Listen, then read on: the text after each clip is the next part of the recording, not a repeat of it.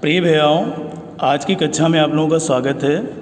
आज हम it's so happened supplementary reader जो लघु कथाओं का संग्रह है उसकी lesson first how the camel got his hump का अध्ययन करेंगे।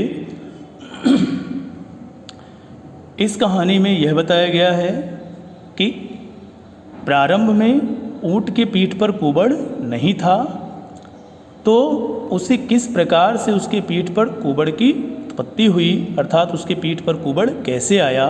How the camel got his hump, अर्थात ऊंट को कुबड़ किस प्रकार से मिला।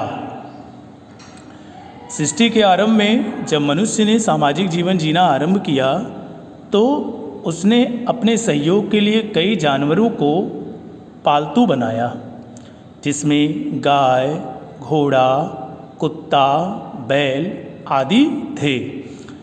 इस कहानी को पढ़ने से हमें पता चलता है कि जो ऊंट था वह मनुष्य का पालतू जानवर नहीं था। तो क्या हुआ, इस कहानी को पढ़ करके हम देखते हैं। The world has just begun, यह संसार अभी आरंभ हुआ था। And the animals were working for humans, और जानवर मानवों के लिए काम कर रहे थे। There was one lazy animal, एक आलसी जानवर था। दैट डिड नथिंग, जो कुछ नहीं करता था, अर्थात कोई काम नहीं करता था। And said nothing but hump, और हम्प के अलावा और कुछ नहीं कहता था। Even the clever djinn was at his wits end, यहाँ तक कि चतुर, चालाक, बुद्धिमान जिन्न भी इस बात से चकरा गया, उसकी भी बुद्धि फेल हो गई कि किस प्रकार से उसको समझाया जाए।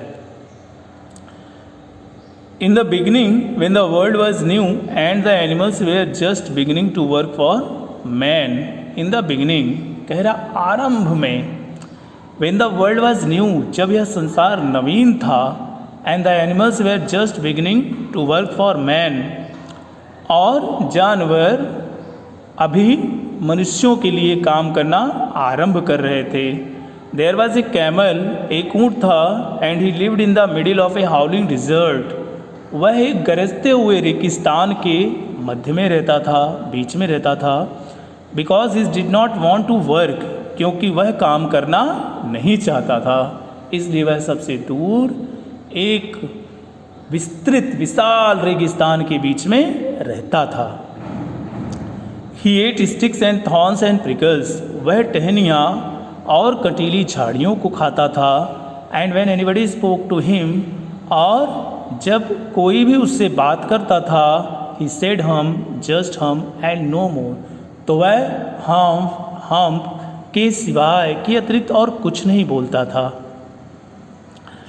Presently the horse came to him on Monday morning with a saddle on his back and said, सोमवार को प्रातःकाल एक घोड़ा अपनी पीठ पर एक काठी लिए हुए उसके पास आया और बोला। घोड़ों को सवारी करने के लिए अथवा किसी काम में प्रयोग करने के लिए उनकी पीठ पर काठी लगाई जाती है। तो सोमवार को प्रातःकाल घोड़ा अपनी पीठ पर काठी लदे हुए उसके पास आया और बोला, camel, O camel, come out and trot like the rest of us. बोला कैमल, ओ कैमल, ऊँट, ओ ऊँट, आओ और हमारे समान, जैसे हम सभी लोग काम कर रहे हैं, हमारे समान तुम भी काम करो। हम सिड द कैमल, ऊँट ने कोई प्रतिक्रिया नहीं दी, वह केवल हम बोला। And the horse went away, और घोड़ा चला गया। एंड टोल्ड द मैन, और वह जा कर के मनुष्य को यह बात बताई। Presently the dog came to him, इस बार कुत्ता उसके पास आया। With a stick in his mouth, जो अपने मुख में एक टहनी दबाए हुए था। एंड सेड, और बोला। इस बार कुत्ता उसके पास आया जो अपने मुख में एक टहनी दबाए हुए था और बोला,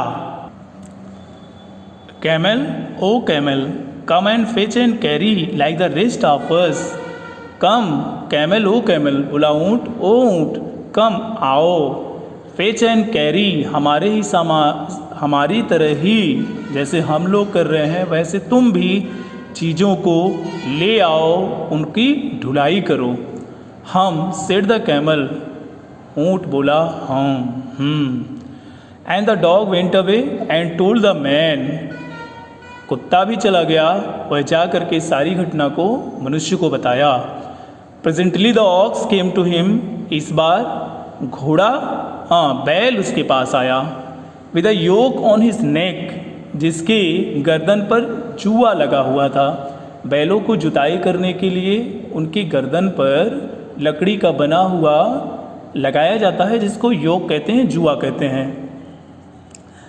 एंड सेड, और बोला, इस बार बैल उसके पास आया जिसके कंधों पर जुआ लगा हुआ था, गर्दन पर जुआ लगा हुआ था। एंड सेड, और बोला, कैमल ओ कैमल, ऊँट ओ ऊँट, come and plough like the rest of अस, जिस प्रकार से हम लोग खेतों की जुताई करते हैं, आओ तुम भी खेतों की जुताई करो। हम सेड द कैमल, कैमल बोला and the ox went away and told the man, और वह बैल चला गया और जा करके मनुष्य से सारी घटना को बताया। At the end of the day, दिन की समाप्ति होने पर था शाम के समय, the man called the horse and the dog and the ox together, मनुष्य ने घोड़े को, कुत्ते को और बैल को, तीनों को एक साथ बुलाया। एंड सेड, और बोला, 3 ओ तीनों लोग, I am very sorry for you, मुझे बहुत खेद है।